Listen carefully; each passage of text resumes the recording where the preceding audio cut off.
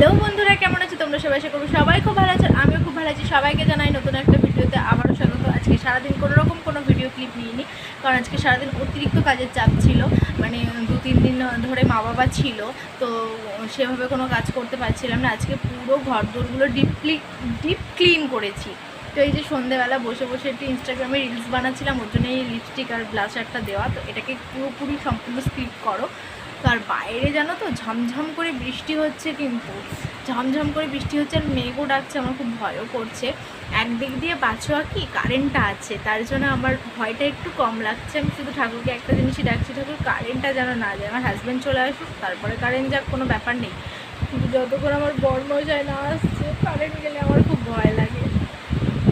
ভয় লাগলেও কিছু করার নেই, ভয়কে জয় করে থাকতে হবে। তো এই বৃষ্টির মধ্যেও টের পেলেও আসতে পারবে না। মানে বৃষ্টি অবশ্যই টের পাচ্ছে, কিন্তু আসতে পারবে না। এই বৃষ্টির মধ্যে কী করে আসবে বলো? আর কি, এইভাবেই চলছে। টাটা সবাইকে।